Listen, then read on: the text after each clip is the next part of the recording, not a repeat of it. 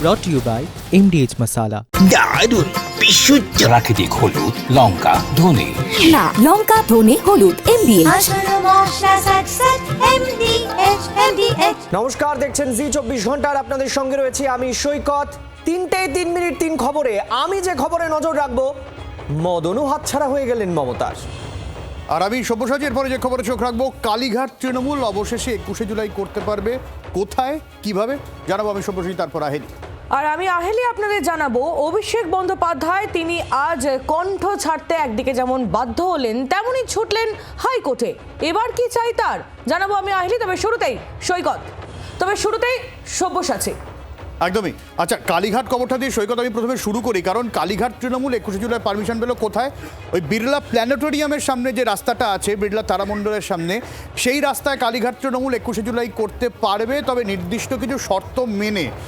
2,500 লোক সর্বোচ্চ, তার মধ্যে 21শে জুলাই করতে হবে। যদিও প্রশ্ন উঠছে 2,500 লোক আদৌ হবে কিনা। যাই হোক, তো 2,500 লোকের নিয়ে তারা করতে পারবে এবং নির্দিষ্ট সময়ের মধ্যে গোটা বিষয়টা করতে হবে।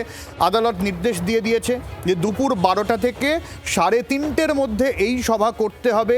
যান চলাচল স্বাভাবিক রাখতে হবে, পর্যাপ্ত পুলিশ রাখতে হবে, আইন শৃঙ্খলার কোনো সমস্যা করা যাবে না এবং 18ই জুলাইয়ের মধ্যে 20 জন ভলান্টিয়ারের নাম নম্বর পুলিশের কাছে জমা দিতে হবে। এই জায়গায় দাঁড়িয়ে 21শে জুলাইও তো ভাগাভাগি হয়ে গেল। এখন কালীঘাটপন্থী তৃণমূল তারা প্ল্যানেটোরিয়ামের সামনে সভা করবেন, বা ঋতব্রতরা কোথায় সভা করবেন, বা 21শে জুলাইয়ের চেনা ডিম ভাত দেখা যাবে কিনা সে তো পরে আসছে। অর্ণবাংশু রয়েছেন আমাদের সঙ্গে। ঠিক কি কি নির্দেশ দেওয়া হলো আদালতের তরফে, কি কি বাউন্ডারি করে দেওয়া হলো জানবো। অর্ণবাংশু। দেখো, একটা কথা বলবো যে শুনানি পর্বে যখন শুনানি হচ্ছে তখন কল্যাণ বন্দ্যোপাধ্যায় মামলাকারীর হয়ে যেভাবে দর কষাকষি করছিলেন বিচারপতির সঙ্গে, যে জনসমাগম কত হতে পারে সেটা এক প্রকার নজিরবিহীন। আগে যে সংখ্যক হতো সেই সংখ্যা দাঁড়িয়ে 5,000, 3,500, 3,000, 2,000 এইভাবে কিন্তু সংখ্যা নামতে শুরু করে। শেষ পর্যন্ত বিচারপতি 2,500-এই লক্ষণ রেখা টানলো। 2,500-এর বেশি কাউকে নিয়ে। অর্ণবাংশু, আমার একটু জানতে ইচ্ছা করছে যে কল্যাণ বন্দ্যোপাধ্যায় কি এরকম বললেন যে আমাদের প্রচুর লোক হবে, 5,000 লোক হবে, এরকম? দেখো, প্রচুর লোক হবে প্রথমে বললেন 15-20,000, সেখান থেকে তিনি নামলেন 10,000, সেখান থেকে নামলেন তিনি 3,000, তারপর আদালতের ঘরে ছেড়ে দিলেন। তারপর আদালত 2,500-এ সীমাবদ্ধ রাখলো। তো এই 2,500 লোক নিয়েই ভিক্টোরিয়া তারামণ্ডলের সামনে তাকে সভা করতে হবে এবং সেই সভার অনুমতি দেওয়া হয়েছে। রাস্তা বন্ধ করা যাবে না, 12টা 12:30 থেকে 3:30-র মধ্যে সমস্ত প্রসেস শেষ করতে হবে। আর বলা হয়েছে এটাই যে 20 জনের নামে তালিকা দিয়ে আসতে হবে। পুলিশকে ইনস্ট্রাকশন দেওয়া হয়েছে যাতে কোনোভাবে বিশৃঙ্খলা না হয়, আইন শৃঙ্খলা বজায় থাকে, সেই দিকটা নজর রাখতে হবে। কারণ কল্যাণ বন্দ্যোপাধ্যায়রা বলেছিলেন হাজরা মিছিলের দিন তাদের উপর হামলা হয়, মহিলারা নির্যাতিত হয়, সেই কারণে কিন্তু পুলিশকে ইনস্ট্রাকশন দেওয়া হয়েছে। তবে এটাই হচ্ছে সর্বশেষ, ভিক্টোরিয়া হাউসের সামনে নয়, তারামণ্ডলের সামনে কি কিন্তু সভা করতে হবে কালীঘাট শিবিরকে 21 জুলাইয়ের দিন। একদমই অর্ণবাংশু, অর্থাৎ লোক সংখ্যা কমতে কমতে গিয়েছে, সেখানে 2,500-এ ঠেকেছে। এখন এই 2,500 লোক জড়ো করাও কালীঘাট তৃণমূলের সামনে বড়সড় চ্যালেঞ্জ এবং কারা কারা সেখানে সামলাবেন গোটা বিষয়টা সেটা নিয়েও প্রশ্ন রয়েছে। এবং ঠিক এই জায়গায় দাঁড়িয়ে 21শে জুলাইয়ের যে সভা, সেখানে আপাতত তার মানে ঠিক হয়েছে। অবশেষে যে টানাপোড়েনটা চলছিল সেই টানাপোড়েনের মধ্যে ওই বিড়লা প্ল্যানেটোরিয়ামের সামনে নতুন জায়গায় 21শে জুলাই সভা করবে তৃণমূল কংগ্রেস। কালীঘাটপন্থী তৃণমূল কংগ্রেসের এই সিদ্ধান্ত মোটামুটি আপাতত হয়েছে। এখন প্রশ্ন কালীঘাটপন্থী তৃণমূলের কাছে, মমতা বন্দ্যোপাধ্যায়ের কাছে, 21শে জুলাইয়ের এই চ্যালেঞ্জটা অ্যাকসেপ্ট করা এবং তারামণ্ডলের সামনে 2,500-এর একটা লোক গণ্ডি রয়েছে, সেই 2,500 মানুষ আনা। এখন মমতা বন্দ্যোপাধ্যায় এটা পারবেন কি না, বা দায়িত্ব কে কে নিতে পারবেন সেটা নিয়ে প্রশ্ন। এবারে দায়িত্ব নেওয়ার ক্ষেত্রে যখন হলো, আমরা একটু আগে সৌগত রায়কে যোগাযোগ করেছিলাম। সৌগত রায় তিনি কিছু বলতে রাজি হলেন না। সৌগত রায় আজকে কিছুই বলছেন না। মদন মিত্রের সময় আমরা রিয়াকশন নেওয়ার চেষ্টা করেছিলাম, তিনি বললেন কিছু বলবেন না। এখন এই কালীঘাটপন্থী তৃণমূল বা প্ল্যানেটোরিয়ামের সামনে সভা করার অনুমতি পেলেন, তাও বর্ষিয়ান সাংসদ কিছু বলতে চাইছেন না। তো এটা কেন সৈকত মনে হচ্ছে তোমার? মদন মিত্র চলে গেলেন দিদির হাত ছেড়ে, এই কারণেই কি একটু মানে কালীঘাটপন্থী তৃণমূল হকচকিয়ে গিয়েছে? দেখো, একদিকে যেমন কল্যাণ বন্দ্যোপাধ্যায় মানে মমতা বন্দ্যোপাধ্যায় শিবির বুঝতে পারছেন 2500-এর বেশি লোক হবে না, বোধহয় মদন মিত্রও সেটা বুঝতে পেরেছেন যে 2500 লোক জোগাড় করাও মুশকিল। ঠিক এই আবহে মান সম্মান না খুইয়ে অন্তত ঋতব্রত তৃণমূল আদালতের রায়ে যারা আপাতত প্রকৃত তৃণমূল বলে পরিচিত সেই দিকেই মদন মিত্র ঘেঁষে গেলেন। জল্পনার অবসান হলো। ঠিক তেমনিভাবে উল্টো দিকের ছবিটা মমতা বন্দ্যোপাধ্যায় আরও একা হয়ে গেলেন, যেটা তুমি একটু আগে বলছিলে যে 2500 লোক হবে কিনা সন্দেহ। ঠিক সেই জায়গায় জল্পনার অবসান হলো। 21শে জুলাইয়ের আগে দিদিকে ছাড়লেন মদনও। প্রবীর চক্রবর্তী রয়েছেন আমাদের সঙ্গে। প্রবীর, একটা প্রায় 3-4 কিলোমিটার রাস্তা মদন মিত্রের সঙ্গে তুমি একমাত্র জি 24 ঘন্টার প্রতিনিধি হয়ে গাড়িতে সফর সঙ্গী হয়ে এলে। মমতা বন্দ্যোপাধ্যায়ের ড্রাইভিং তো মোটামুটি আমরা দেখলাম, কিন্তু রাজনৈতিক ড্রাইভিংটা কি মনে হচ্ছে? এতটাই স্মুথ হবে যতটা দেখলে রাস্তায়? দেখো, মদন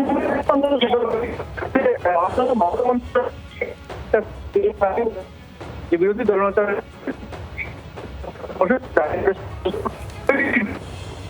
প্রবীর, একটু যদি সামান্য জায়গা পরিবর্তন করো, তোমার কথা নেটওয়ার্কের সমস্যার জন্য শোনা যাচ্ছে না। শুনতে পাচ্ছি? হ্যাঁ, এবার মোটামুটি শোনা যাচ্ছে। মদন মিত্র নিজেই দাবি করছেন যে অন্তত মমতা বন্দ্যোপাধ্যায়ের শিবির থেকে স্মুথ হবে রাজনৈতিক এই চলার পরক্ষণ। তার কারণ হিসেবে তিনি বলছেন অভিষেক বন্দ্যোপাধ্যায় কাউকে কাজ করতে দিচ্ছেন না, তাকে সরে যেতে বলেছিলেন 6 মাসের জন্য। মদন মিত্র ভাই অন্তত 6 মাস আপনি সরে থাকুন, আমরা চেষ্টা করি, কিন্তু তিনি সরবেন না, মমতা বন্দ্যোপাধ্যায়কে সরাবেন না। এই পথ পরিবর্তন করলেন এবং সেক্ষেত্রে দাঁড়িয়ে নতুন রাজনৈতিক ইনিংস খোলা যায় এই মুহূর্তে দাঁড়িয়ে, যেখানে তৃণমূল কংগ্রেস দুভাগে বিভক্ত এবং ঋতব্রত বন্দ্যোপাধ্যায়ের শিবির যেখানে পাল্লা ভারী, সেই শিবিরে আজকে যোগ দিলেন এবং এখান থেকে তিনি যাচ্ছেন আজকে প্রথম বৈঠকে। 21শে জুলাই নিয়ে যে প্রস্তুতি সে বৈঠকে যাবেন মদন মিত্র। সেখানে দাঁড়িয়েই তিনি কিন্তু আজকে আরো তার যে ওখানকার যে কি পথ পান সেটা দেখার বিষয়, নতুন তৃণমূল কি পথ পান সেটা দেখার বিষয়, সব মিলিয়ে মদন মিত্র কিন্তু মমতা বন্দ্যোপাধ্যায় দীর্ঘদিনের ছাড়ার সঙ্গে তিনি কিন্তু তার পথ আজকে পরিবর্তন করলেন, মমতা বন্দ্যোপাধ্যায়কে ছেড়ে ঋতব্রত বন্দ্যোপাধ্যায়ের শিবিরে যোগ দিলেন।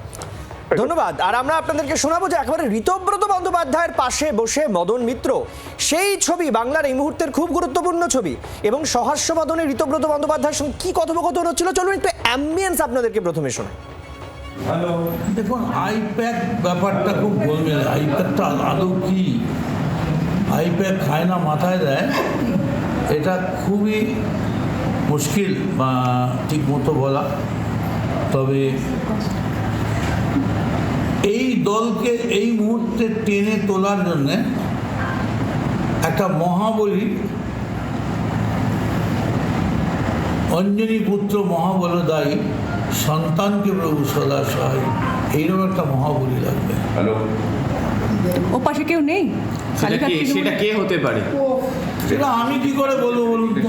মমতা বন্দ্যোপাধ্যায় রয়েছেন, আর আমি সব থেকে বড় ধন্যবাদ দেবো ঋতব্রত বন্দ্যোপাধ্যায়কে এবং বিরোধী দলকে। এরা প্রত্যেকবারে যে যখনই কথা বলেন এরা বলেন মমতা বন্দ্যোপাধ্যায় আমাদের মাথার উপরে রয়েছেন, তার নামই সব, তার নামই সব।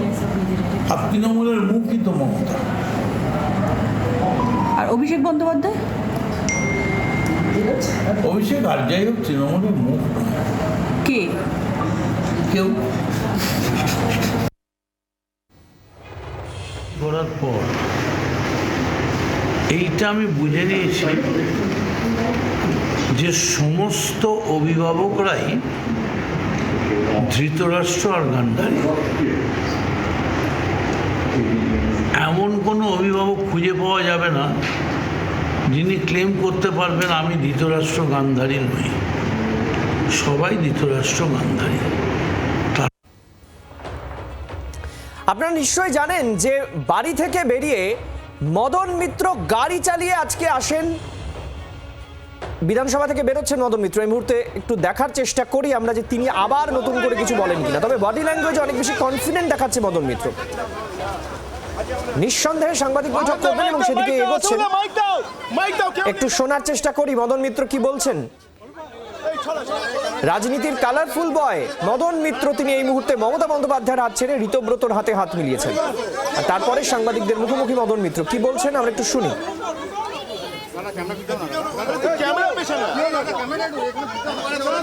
এই মুহূর্তে সাংবাদিকদের মুখোমুখি হচ্ছেন মদন মিত্র। বিধানসভায় বেশ খানিকক্ষণ, প্রায় ঘন্টা দেড়েক মতো বিধানসভায় ছিলেন। ঋতব্রত শিবিরে ঋতব্রতর ঘরে বেশ খানিকক্ষণ বৈঠক করেছেন। বেশ চনমনে মেজাজে দেখাচ্ছে মদন মিত্রকে।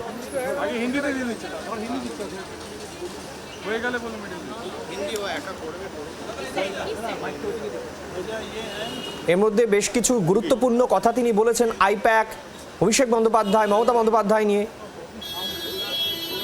নানা বিষয় নিয়ে তিনি বিস্ফোরক কথাবার্তা বলেছেন। আর এবার সাংবাদিকদের মুখোমুখি হয়ে ঝেড়ে পুরো কাশেন কিনা সেটাও আমরা নজর রাখছি।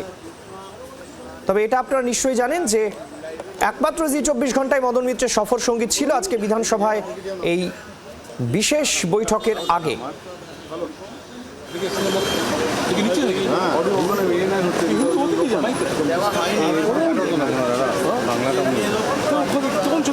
এই মুহূর্তে সংবাদ মাধ্যমের তিনি মুখোমুখি হয়েছেন ঠিকই, তবে এবার তিনি স্পষ্টভাবে আরো বার্তা দেবেন সেই অপেক্ষা। মদন মিত্র কি বলছেন? আপনারা জানেন যে বঙ্গ রাজনীতির কালারফুল বয় মদন মিত্র, তার পরিচিত অনেক ডায়লগ রয়েছে, তার মধ্যে উল্লেখযোগ্য হচ্ছে ও লাভলি। এবং সেই মদন মিত্র এবার এই নতুন রাজনৈতিক প্রেক্ষাপটকেও ও লাভলি বলেন কিনা বা সেইভাবেই তিনি চলবেন কিনা সেটা সময় বলবে। এবং সেই অপেক্ষাই আমরা করছি যে মদন মিত্র এবার কি বলছেন। নতুন যে চলার পথ, তৃণমূলে থেকে অন্য তৃণমূলে বা অন্যভাবে তৃণমূলের যে জার্নি তিনি শুরু করলেন, সেই প্রসঙ্গে মদন মিত্র কি বলেন।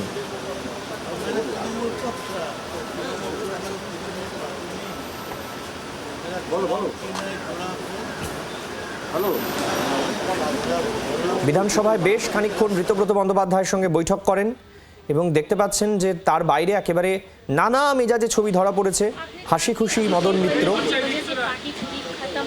তাহলে কি পুরনো ফর্মে আবার মদন মিত্রকে দেখা যাবে?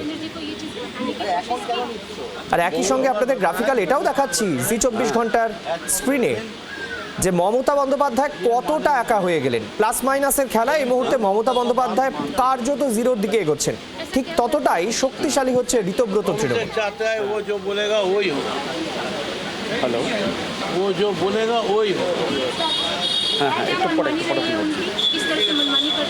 जो करेगा हम करें, किसी को करने नहीं देगा, किसी को करने को लायक नहीं होगा और दिन दिन तृणमूल का पोजीशन खराब होने जा रहा है। पार्टी का लड़का लोग रोड पर घूम रहे हैं, लाखों लाखों लड़का घर से निकल गया है, मारपीट चल रहा है, खाना नहीं मिलता है, रात में फुटने फूटा है, भूखा मरते हैं। अभी हम लोग का काम होगा सबसे बड़ा पार्टी का लड़का लोग को नहीं लंगर चलाना। जो लोग अगर ज़रूरत होगा तो हम लोग ऐसा लंगर चलाएगा कि जहाँ सारा बंगाल से पार्टी का आदमी आने से कम 2 मुठ रोटी 2 मुठ मूढ़ी उसको मिल जाए। ये जुल्म मैं बीजेपी का लीडर शुभेंदु अधिकारी का अनुरोध करते हैं कि आप आपका पार्टी को इंस्ट्रक्शन दीजिए कि वो ये सब ममता बनर्जी को क्या ये रियलाइज नहीं हुआ कि अभिषेक एक वजह है आज जो टीएमसी का हालत है, क्योंकि कितने बड़े बड़े लीडर्स हैं जो कि वहाँ से हटकर यहाँ बोले थे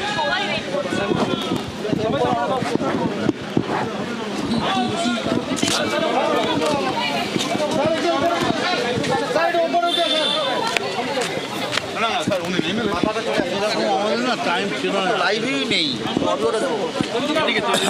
लंबा আমি আজকে তৃণমূল কংগ্রেসের যত রকম পদ ছিল, দমদম বিধানসভার সভাপতি, সাধারণ সম্পাদক, ন্যাশনাল কমিটি মেম্বার, দলের চিফ হুইপ, গভর্নমেন্ট অর্গানাইজেশনের দায়িত্বে, ফেডারেশনের প্রেসিডেন্ট, হকার্সের দায়িত্বে, এই সমস্ত পদ থেকে ছেড়ে দিয়ে আমি আজকে আমাদের যে leader of the opposition official Ritabrata সেই অফিসিয়াল গোষ্ঠীর হাত ধরলাম। আমার মনে দুঃখ নেই এই কারণে, আমি তৃণমূল ছেড়ে যাইনি, তৃণমূলে ছিলাম, তৃণমূলেই আছি। যতগুলো ছেড়েছি সব পোস্টগুলোই তৃণমূলের, আবার এখানে এসে দাঁড়ালাম এটাও তৃণমূলের। তৃণমূলের অবস্থা যদি এখনই হাল ধরা না যায় তাহলে ভবিষ্যতে কোনোদিন বিজেপিকে হারানো যাবে না। ওই অভিষেক ব্যানার্জিকে দিয়ে বিজেপিকে হারানো যাবে না। ওই হিটলারি কায়দায় ট্রেন থেকে নেবে, কোমরে হাত দিয়ে 4 তারিখ দেখে নেবো হুইসেল বাজবে, এসব করে হবে না। মানুষের কাছে যেতে হবে। এবং আমি বলবো আদালত তৃণমূলের বাঁচিয়ে দিয়েছে প্রেস্টিজ, বলেছে বিড়লা প্ল্যানেটোরিয়ামের চারপাশে 2500 লোক, ওরা এমনি বাদাম বেচে, বাদাম মুড়িওয়ালাই ওখানে অতগুলো থাকে, আর ঘোড়ার গাড়ি হ্যাক নিয়ে ক্যারেজ আছে। যাই হোক, সম্মানটা তো বাঁচলো। কিন্তু আমি বলছি এখনও যদি কেউ চ্যালেঞ্জ নেয়, ও পায়ে ভিজে মাটি প্যাচ প্যাচে সত্যিকারের তৃণমূল যদি ডাক পায়, তাহলে এখনও ব্রিগেড করে দেওয়ার ক্ষমতা তৃণমূল কংগ্রেস রাখে। মমতা বন্দ্যোপাধ্যায়কে ছাড়া কি বিজেপির বিরুদ্ধে লড়াই হবে? এখন কোন তৃণমূল কংগ্রেস রাখে এটা বলতে গেলে প্রবলেম হবে। যে তৃণমূল কংগ্রেস রাখে, যে যেখানে ডাকে সাড়া দেবে সে সেখানে যাবে। তবে আমি মনে করি একটা ব্রিগেড ভরিয়ে দেওয়া তৃণমূল কংগ্রেসের কাছে কোনো ফ্যাক্টর না। কালীঘাটপন্থী তৃণমূল বলছে যে আপনি ভয়ে এখানে যোগদান করলেন,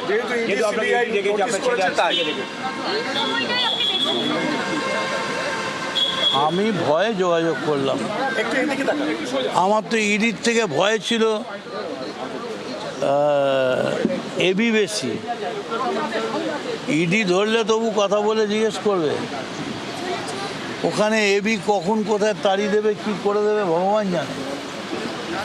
আর আমি ইডিকে, অভিষেক বন্দ্যোপাধ্যায় জীবনে যায়নি। আমি 27 মাস জেলে ছিলাম, পার্টির বিরুদ্ধে বলিনি, সমস্ত রকম সহযোগিতা করব, যা বলবে তাই করব। প্রমাণ করুন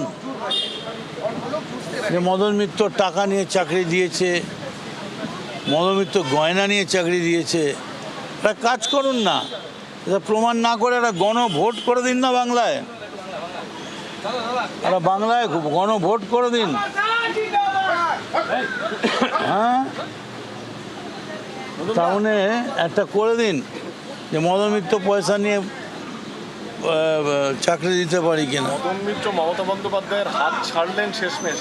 এত দশকের পর দশকের ছায়া সঙ্গে অনেক লড়াইয়ের সাক্ষী 21শে জুলাই ছায়া সঙ্গী, মানে উনি এগিয়ে যেতেন, ওর ছায়াটাকে আমি ফলো করতাম, কিন্তু পার্শ্ব সঙ্গী নয়।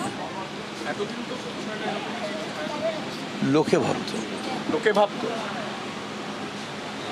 আপনি কি মনে করেন যে মমতা বন্দ্যোপাধ্যায় যদি অভিষেক বন্দ্যোপাধ্যায়কে এই মুহূর্তে বাদ দিয়ে আবার গোটা তৃণমূলকে এক করতে চান, তাহলে কি আবার নতুন করে ভাবতে হবে? এখনই এরকম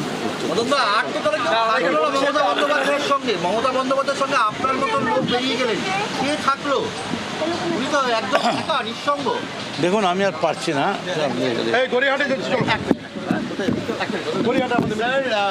Today you joined with Britaprada Bandyopadhyay. What is the reason? আপনারা শুনলেন একেবারে অভিষেক বন্দ্যোপাধ্যায়কে চাঁচা ছোড়া আক্রমণ করলেন মদন মিত্র। যত সময় যাচ্ছে মদন মিত্রের অভিষেক বন্দ্যোপাধ্যায় প্রসঙ্গে অত্যুক্তি, বিশ্লেষণ এবং কটাক্ষের ধার কিন্তু ততই বাড়ছে। শুধু তাই নয়, আপনারা একটু আগে শুনলেন যে মদন মিত্র কত ইনফরমেটিভ। তিনি জানেন যে ইতিমধ্যেই আদালতের রায় এসে গেছে, 2500 লোক নিয়ে মমতা বন্দ্যোপাধ্যায় শিবিরের যে 21শে জুলাই পালনের বার্তা এসে গেছে, সেই প্রসঙ্গে তিনি কটাক্ষ করলেন। তিনি বললেন ওই পরিমাণ লোক ওখানে বাদাম বিক্রি করে। তবে কোন তৃণমূলের এখনো ব্রিগেড ভরানোর ক্ষমতা আছে তা নিয়ে জল্পনা জি রাখলেন মদন মিত্র। এই মুহূর্তে মদন মিত্র যে কথা বললেন তা নিঃসন্দেহে মমতা তৃণমূলের জন্য অস্বস্তি। কিছুক্ষণ আগে পর্যন্ত তিনি মমতা তৃণমূলের বিভিন্ন পদাধিকার ছিলেন, কিন্তু এখন তিনি ঋতব্রত শিবিরে, কোনো পদ পাননি, কিন্তু আক্রমণের ঝাঁজ এতটুকু কমেনি মদন মিত্রের। তিনি পরিষ্কার বুঝিয়ে দিলেন তিনি পুরনো সৈনিক। প্রবীর চক্রবর্তী রয়েছেন। প্রবীর, এত ঝাঁজ বাড়ছে, এত পুরনো মদনকে দেখা যাচ্ছে। একদমই দেখো যে মদন মিত্র তিনি কিন্তু মানে বাংলার রাজনীতিতে একটা অন্যতম নাম, কারণ মমতা বন্দ্যোপাধ্যায় দীর্ঘদিনের ছায়াসঙ্গী মন্ত্রী ছিলেন, বিভিন্ন তৃণমূল কংগ্রেসের পদ সামলেছেন, এবং যখন তৃণমূল কংগ্রেস গঠন হয়েছে তখন প্রথম দিনের সৈনিক।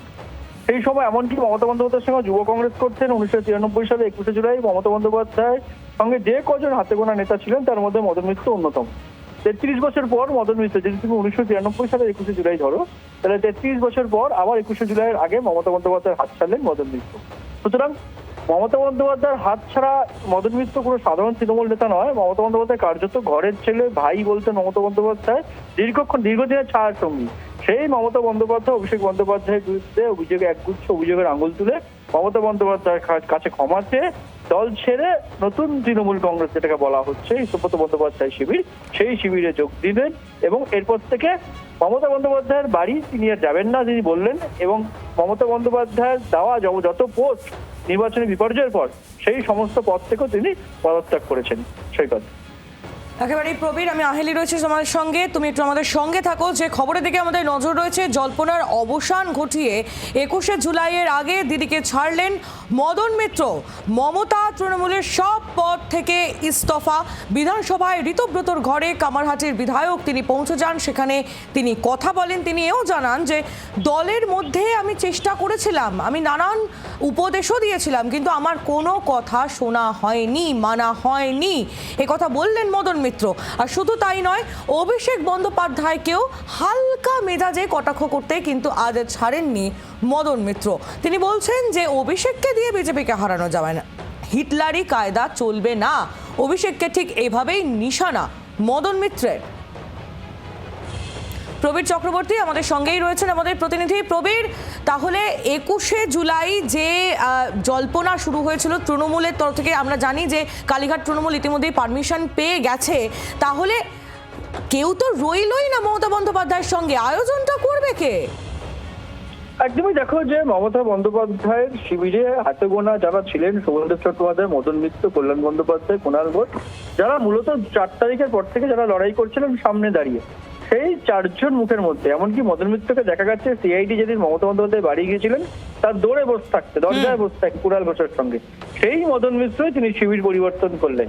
এমন একটা সময় পরিবর্তন করলেন যখন মমতা বন্দ্যোপাধ্যায়ের শিবিরে প্রায় কেউ নেই, সামনে 21শে জুলাই, এবং এত বড় বিপর্যয়ের পরে মদন মিত্র কিন্তু তার শিবির পরিবর্তন করলেন। অভিযোগ করলেন যে অভিষেক বন্দ্যোপাধ্যায়ের জন্যই দলের এই অবস্থা, অভিষেক বন্দ্যোপাধ্যায়কে সরানোর কথা তিনি বলেছিলেন, কিন্তু মমতা বন্দ্যোপাধ্যায় রাজি নন, তাই তিনি শিবির পরিবর্তন করলেন। ফলে এই যে আগামী 21শে জুলাই আসছে, যে 21শে জুলাইতে মূলত তৃণমূল কংগ্রেসের যে আগে ভিক্টোরিয়া হাউসের সামনে যে 21শে জুলাই হতো, সেখানে মূলত যারা কর্মী সমর্থকদের নিয়ে আসার দায়িত্বে থাকতেন, সেখানে মদন মিত্র, ববি হাকিম, অরূপ বিশ্বাস, অনুব্রত মণ্ডল, এই নামগুলো ছিল প্রথম সারিতে, যারা কর্মী সমর্থক নিয়ে আসতেন বিভিন্ন কনস্টিটিউয়েন্সি থেকে বা পুরো অ্যারেঞ্জের দায়িত্ব থাকতেন, তারাই কিন্তু এই মুহূর্তে মমতা বন্দ্যোপাধ্যায়ের সঙ্গে নেই। ফলে আগামী দিনে যে 21শে জুলাই অনুমতি পেয়েছেন মমতা বন্দ্যোপাধ্যায়, সেই 21শে জুলাই কর্মী সমর্থকরা কারা আসবেন, আদৌ আসবেন কিনা, মঞ্চে নেতা কারা থাকবেন, এই সব মিলে কিন্তু নতুন করে একটা জল্পনা সামনে আসে। একেবারেই প্রবীর, তুমি আমাদের সঙ্গে থাকো। মমতা বন্দ্যোপাধ্যায়ের হাত ছেড়ে মদন মিত্র তিনি এখন ঋতব্রত শিবিরে, এবং তিনি একেবারে দফায় দফায় সাংবাদিকদের মুখোমুখি হয়ে তিনি জানিয়েছেন যে কি কারণ। তিনি বারবার বলছেন যে এতদিন লড়াই করেছি, কিন্তু অভিষেক বন্দ্যোপাধ্যায় তিনি যে মেন্টালিটি নিয়ে দল চালাচ্ছিলেন সেটা কাজে সম্ভব হচ্ছিল না।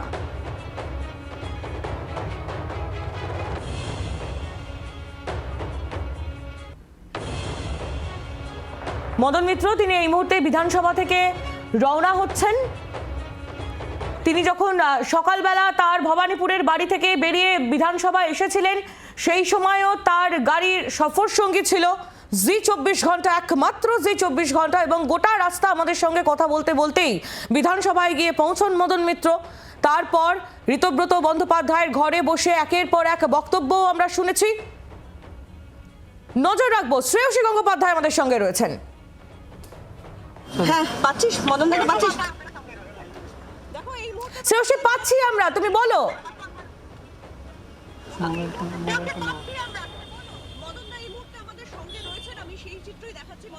আপনি গাড়ি করে এই মুহূর্তে মিটিং এ যাচ্ছেন, আমরা জানি যে মিটিং এ কিন্তু কার্যত এক্ষেত্রে ঋতব্রত শিবিরের মিটিং এ আপনি আজকে যাচ্ছেন। মদন দা, সেক্ষেত্রে এই ঋতব্রত শিবিরে জয়েন করার কারণ কি আপনার?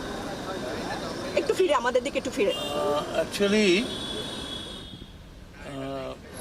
অফিসিয়ালি বিধানসভায় যে গোষ্ঠীকে লিডার অফ দি অপোজিশন বলে মেনে নেওয়া হয়, তারাই বিধানসভায় বিরোধী পার্টির মেন অপোজিশন হয়।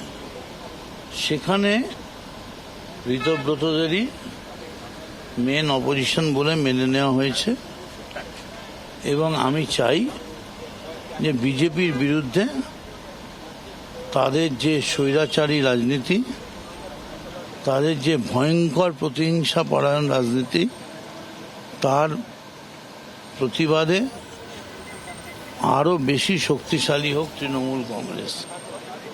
এবং আমি তো তৃণমূল ছাড়িনি, আমি তৃণমূলের সব পথ ছেড়ে দিয়ে তৃণমূলেই তো রয়েছে। ঋতব্রতরাও তো তৃণমূল। এখনো বিধানসভার গেজেটে গিয়ে দেখো, লেখা আছে AITC, all India Trinamool Congress. ফলে আমি মনে করেছি যে আর বেশি দেরি নয়, এখন থেকে যদি আমরা প্রস্তুতি নিতে না পারি তাহলে বিজেপিকে আমরা হারাতে পারবো না। মদন দা, যে বিষয়টা মানে বারবার আমরাও জানতে চাইছি যে 4 তারিখের পরেও তো আপনি সঙ্গে ছিলেন, তাহলে কি এমন ঘটলো যে হঠাৎ করে আপনি ছাড়ার সিদ্ধান্ত নিলেন মমতা বন্দ্যোপাধ্যায়? অ্যাকচুয়ালি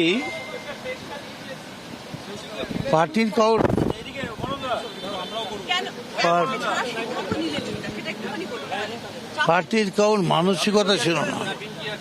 পার্টি একটা ছেলে মানুষের মধ্যে দিয়ে যাচ্ছিল।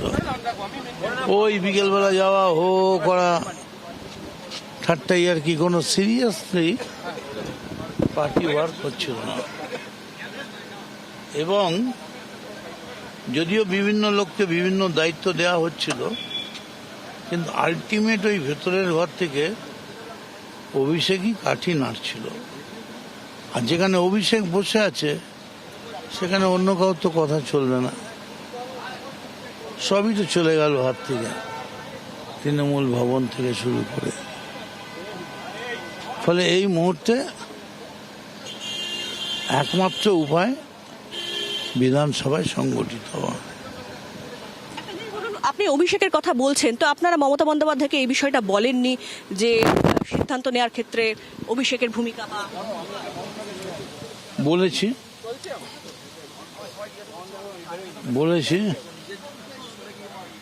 কিন্তু সেটা শোনা হয়নি। কি বলেছিলেন? যে অভিষেককে এখন 6 মাসের জন্য একটু পিকচার থেকে অফ রাখতে, অভিষেককে পিকচার থেকে অফ রাখতে এবং সেই জায়গায় নতুন ছেলেদের, মধ্যবিত্ত নেতৃত্বকে এক জায়গায়। আমরা চেয়েছিলাম মহামাটি মানুষের, সাধারণ গরিব মানুষের মধ্য থেকে যে জিতে আসবে, যে এগিয়ে আসবে তাকে ছেড়ে দেওয়া। কিন্তু মমতা ব্যানার্জি অভিষেক ছাড়া কিছু করতে রাজি নন। কেন কেন সেটা আমি কি করবো? আপনি দীর্ঘদিন ধরে লড়াই করছেন, সেই যখন জেলা পরিষদ জেতা, সেই জেতা থেকে কার্যত আপনি সঙ্গে রয়েছেন, পূর্ব মেদিনীপুরের জেলা পরিষদ জেতা, তারও আগে থেকে সঙ্গে রয়েছেন, তা আপনার কথা শুনছেন না? সঙ্গে ছিলাম, সঙ্গ দিয়েছি, সঙ্গে ছিলাম, সঙ্গ দিয়েছি, কিন্তু বঙ্গ পাইনি।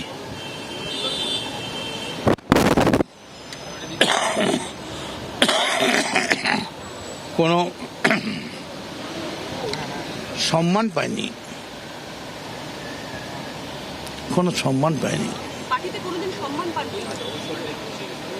সম্মান বলতে যাকে বোঝায় বুকের ভেতর থেকে সম্মান। আমি অ্যারেস্ট হয়েছি, পার্টি গেছে, করছে, ঠিক আছে।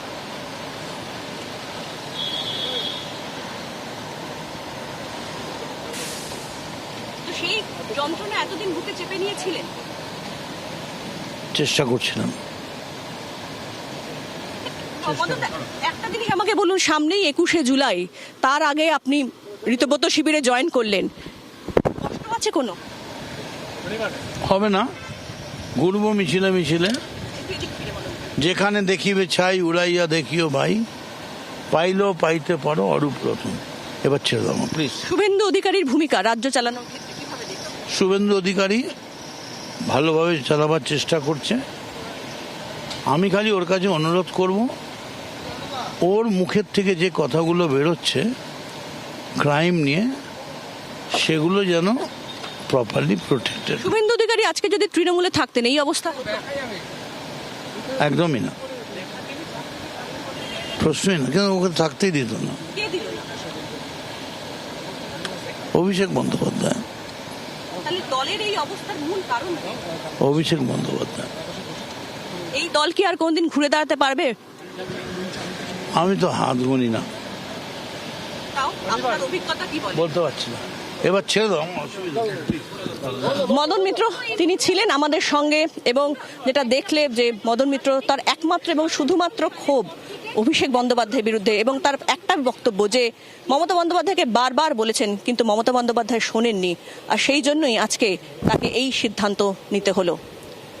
জি 24 ঘন্টার জন্য ক্যামেরায় কমলের সঙ্গে শ্রেয়সী, কলকাতা।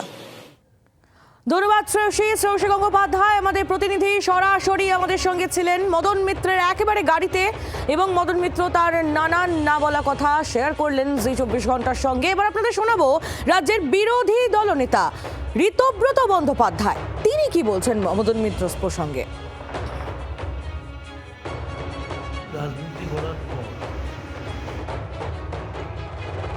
শিবির থেকে তো আর কেউ বাকি রইলেন না, কার্যত শীর্ষস্থানীয় যত বড় বড় নেতা সবাই চলে এলেন। দেখুন, একটা ইন্ডিভিজুয়াল কাল্টের বিরুদ্ধে কালেকটিভের যে লড়াই আমরা শুরু করেছিলাম, আমরা শুরু থেকেই বলেছি এটা ইন্ডিভিজুয়াল কাল্টের বিরুদ্ধে আমাদের লড়াই, আধিপত্যবাদের বিরুদ্ধে, ফ্যাসিবাদের বিরুদ্ধে, চোখরানির বিরুদ্ধে, রক্তচক্ষুর বিরুদ্ধে, পার্টির পয়সা একজন দুজনের জন্য ব্যবহার করার বিরুদ্ধে, তৃণমূল কর্মীদের বঞ্চিত করার বিরুদ্ধে।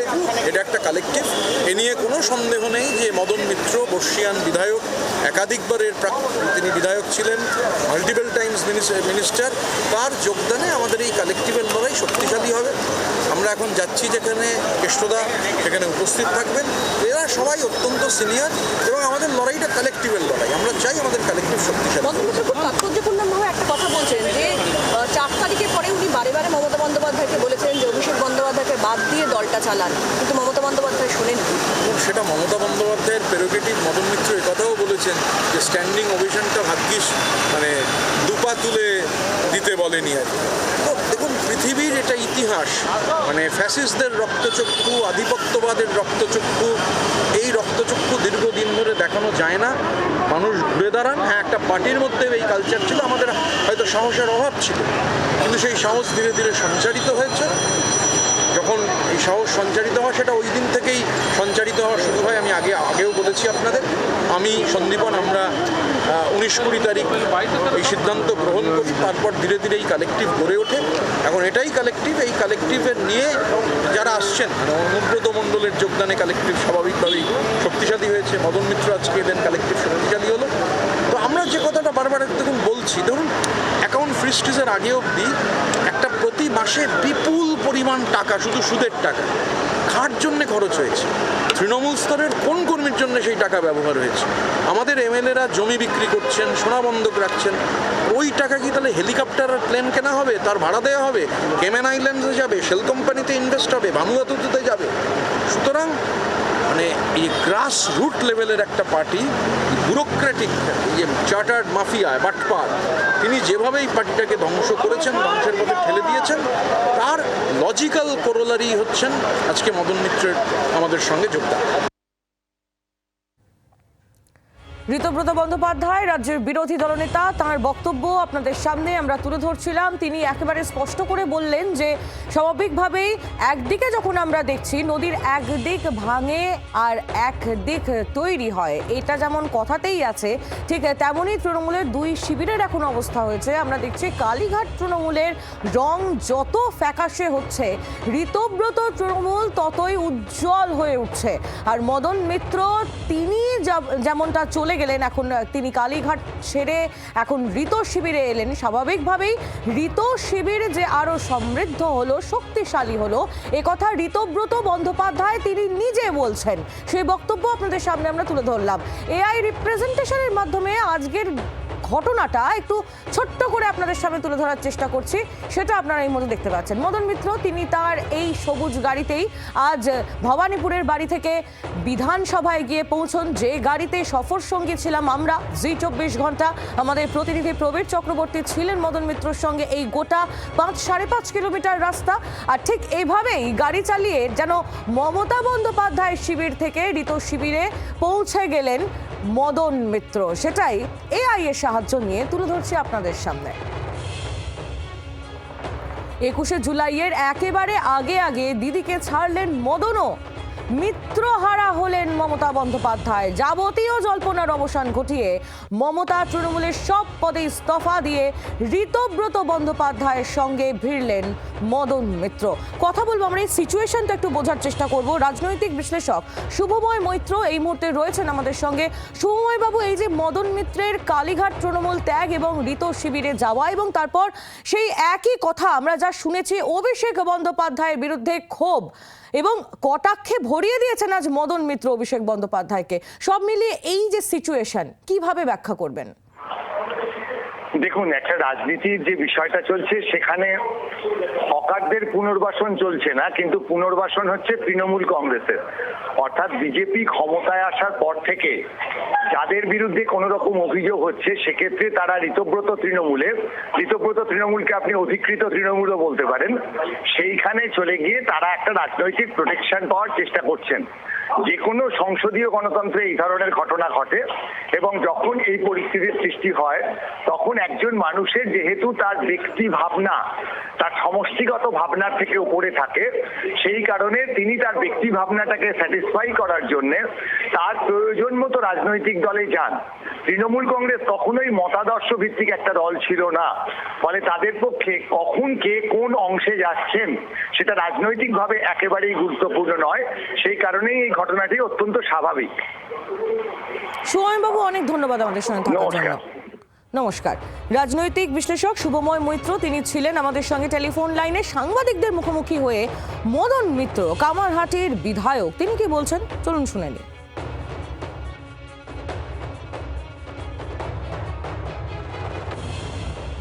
সঙ্গে মানে উনি এগিয়ে যেতেন, ওর ছায়াটাকে আমি ফলো করতাম, কিন্তু পার্শ্ব সঙ্গী নয়, লোকে ভাবত।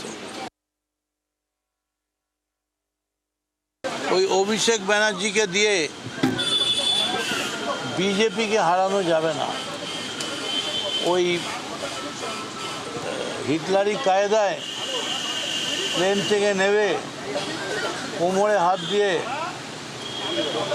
4 তারিখ দেখে নেবো, হুইসেল বাজবে, এসব করে হবে না।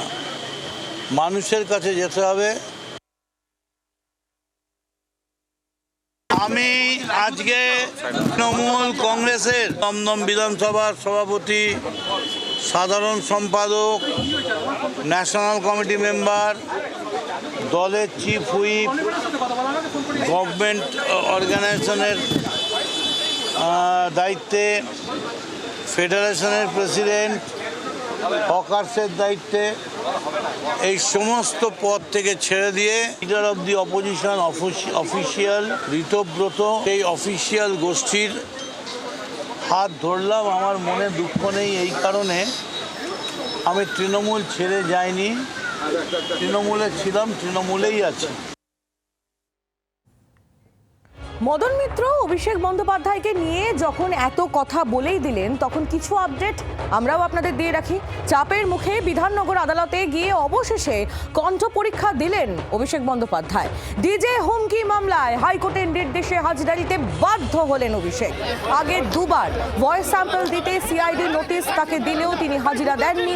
এদিন তার হাজিরার জন্য অবশ্য কড়া নিরাপত্তার ব্যবস্থা করা হয়েছিল। একেবারে ঢাল দিয়ে আড়াল করা হয় ভাইপোকে, যাতে তার উপর ডিম বৃষ্টি না হয়। অনুরোধ করেছিলেন তিনি যাতে কোনোভাবেই তার উপর হামলা না হয়, ডিম বৃষ্টি না হয়। তারপর হাইকোর্টের তরফ থেকেও বলে দেওয়া হয় যে তার নিরাপত্তা সুনিশ্চিত করতে হবে প্রশাসনকে, এবং সেই মতোই আমরা দেখলাম প্রশাসনের তরফ থেকে আজ আঁটো নিরাপত্তা ব্যবস্থা। আর সেই নিরাপত্তা ব্যবস্থার মধ্যে দিয়েই বিধাননগর আদালতে গিয়ে নিজের কণ্ঠ পরীক্ষা দিতে বাধ্য হলেন অভিষেক। নান্টু হাজরা আমাদের প্রতিনিধি রয়েছেন আমাদের সঙ্গে টেলিফোন লাইনে। নান্টু, প্রায় 1.5 ঘন্টা কণ্ঠ দিতে বাধ্য হলেন শেষে অভিষেক। দেখো, একেবারেই তোমাকে জানি রাখি যে বিধাননগর যে মহকুমা আদালত, সেই আদালতে একেবারে 11:50 নাগাদ তিনি কিন্তু প্রবেশ করেন। তার কারণ হাইকোর্টের যে নির্দেশ, সেই নির্দেশ অনুযায়ী বলা হয়েছিল যে 12টার মধ্যে বিধাননগর মহকুমা আদালতে কিন্তু পৌঁছতে হবে এবং সেখানে তার কণ্ঠস্বরের যে নমুনা, সেই নমুনা তাকে দিতে হবে। এবং সেই মতে 11:50 নাগাদ তিনি প্রবেশ করেন এবং প্রথমেই যে কণ্ঠস্বর নমুনা সংগ্রহের ক্ষেত্রে যে প্রসিডিওর গুলো থাকে সেগুলো করা হয়। তারপরে তার নমুনা সংগ্রহ করা হয়। সেখানে তদন্তকারী যে সংস্থা অর্থাৎ সিআইডির যারা আধিকারিক তারা ছিলেন, তারা ছিলেন এবং তার পাশাপাশি এসিবিএম তিনি নিজে ছিলেন এবং তাদের উপস্থিতিতেই কিন্তু এই কম্পিউটারের যে নমুনা সংগ্রহ করা হয়। এবং প্রায় 1.5 ঘন্টা, সেই 1.5 ঘন্টা পর তিনি কিন্তু অভিষেক বন্দ্যোপাধ্যায় কোর্ট দপ্তর থেকে বেরিয়ে যান এবং কড়া নিরাপত্তার মধ্যেই কিন্তু তাকে যখন দেখা যায় যে প্রবেশ করে, সেই সময় পুলিশের কড়া নিরাপত্তার মধ্যে কিন্তু তাকে কোর্টের মধ্যে প্রবেশ করতে হয় এবং বেরোনোর সময় একেবারে তাকে কিন্তু পুলিশের যে ঘেরাটক, সেই ঘেরাটকের মধ্যেই তাকে বের করা হয়। অর্থাৎ কোনো রকম যাতে বিশৃঙ্খলা তৈরি না হয় সেই কারণেই কিন্তু এই নিরাপত্তা, আটক নিরাপত্তা, সেটা কিন্তু লক্ষ্য করা যায়। অর্থাৎ আজকে এই যে দীর্ঘ টালবাহানা, তারপরে কিন্তু আজকে দেখা যায় যে অভিষেক বন্দ্যোপাধ্যায় তার কণ্ঠস্বরের যে নমুনা, সেই নমুনা কিন্তু দেওয়া হয় এবং তার কণ্ঠস্বরের রেকর্ডিং করা হয় বিধাননগর মহকুমা আদালতে।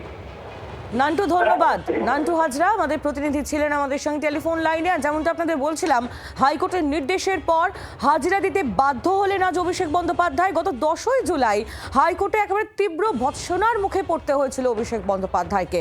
বিচারপতি তিনি বলেন, কবে কণ্ঠস্বরে নমুনা দিতে যাবেন, সবকিছুর একটা লিমিট আছে। এমন চললে রক্ষা কবচ বাতিল করে ক্ষতিপূরণের নির্দেশ দেব, এমনটাই হুঁশিয়ারি দিয়েছিলেন হাইকোর্টের বিচারপতি। এবং তারপর তিনি এও বলেন যে আপনি তদন্তে সহযোগিতা করতে বাধ্য, সহযোগিতার শর্তে আপনাকে রক্ষা কবচ দেওয়া হয়েছিল, তাই সহযোগিতা আপনাকে করতেই হবে। এবং তারপরেই আমরা দেখলাম অভিষেক বন্দ্যোপাধ্যায় তিনি পৌঁছে গেলেন বিধাননগর আদালতে তার নিজের কণ্ঠস্বরের নমুনা পরীক্ষার জন্য। বিক্রম দাস আমাদের অপর প্রতিনিধিও রয়েছেন আমাদের সঙ্গে। বিক্রম, আর কোনো আপডেট?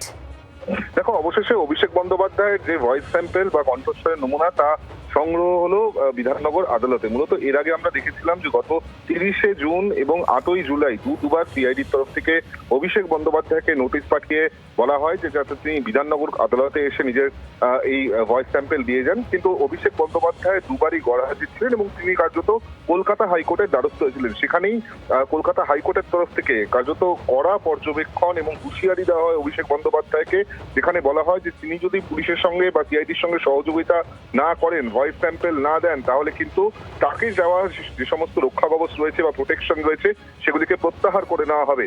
এরপরই কার্যত অভিষেক বন্দ্যোপাধ্যায় তিনি বাধ্য হন আজকের বিধাননগর আদালতে গিয়ে ভয়েস স্যাম্পল দেওয়ার জন্য এবং সেক্ষেত্রে দাঁড়িয়ে প্রায় 1.5 ঘন্টা ধরে এই ভয়েস স্যাম্পলের দেওয়ার প্রক্রিয়া চলে, যেখানে অভিষেক বন্দ্যোপাধ্যায় তিনি যখন আদালতে প্রবেশ করেন বা আদালত থেকে বেরোন, তিনি কিন্তু কোনো বক্তব্য সংবাদ মাধ্যমের সামনে রাখেনি। কার্যত গাড়ির কাজ তুলেই তিনি কিন্তু আবার নিজের কালীঘাটের বাড়িতে ফিরে আসেন। ধন্যবাদ বিক্রম।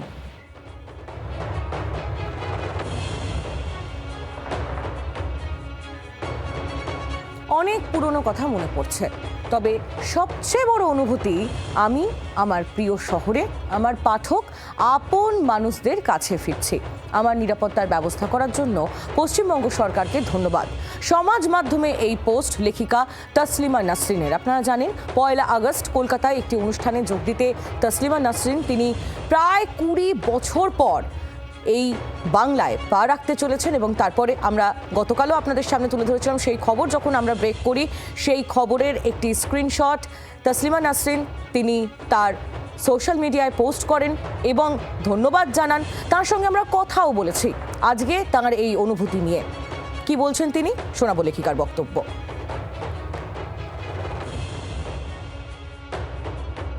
অনেক পুরনো কষ্টও মনে পড়ছে, তবু সবচেয়ে বড় অনুভূতি আমি আবার আমার প্রিয় শহরে আমার পাঠক এবং আপন মানুষদের কাছে ফিরছি। আমার নিরাপত্তার ব্যবস্থা করার জন্য পশ্চিমবঙ্গ সরকারকে আন্তরিক ধন্যবাদ।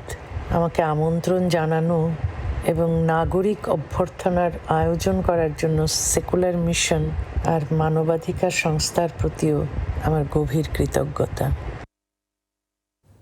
তসলিমা নাসরিন তার বক্তব্য আপনাদের সামনে আমরা তুলে ধরলাম, কথা বলেছিলাম আমরা তার সঙ্গে। এবং স্বাভাবিকভাবেই 20 বছর পর তসলিমার এই বাংলায় ফেরা নিয়ে রাজনৈতিক মহল থেকে নানা প্রতিক্রিয়া উঠে আসছে। আপনাদের শোনাবো কে কি বলছেন।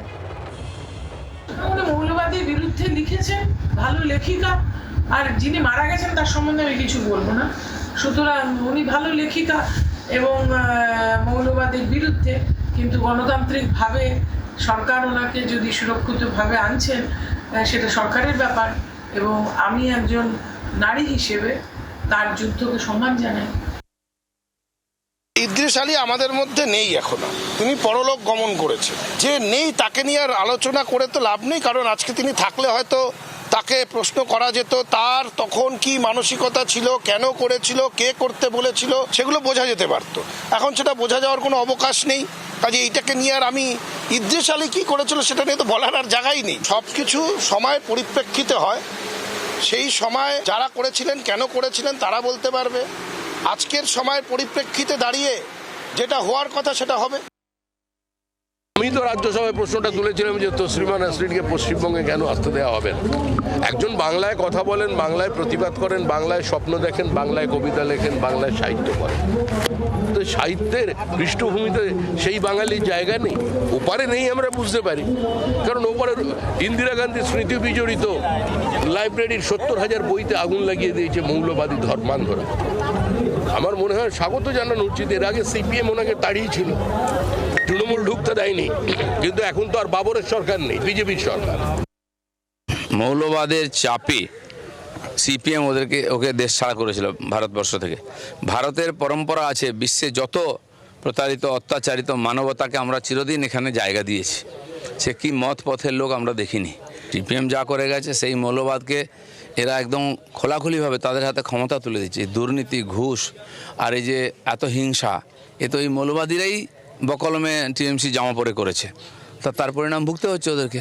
এবার যাই হোক, পরিবর্তন হয়েছে, সত্যি সত্যি এটাই পরিবর্তন যে সবাই গণতান্ত্রিক সুবিধা পাচ্ছেন।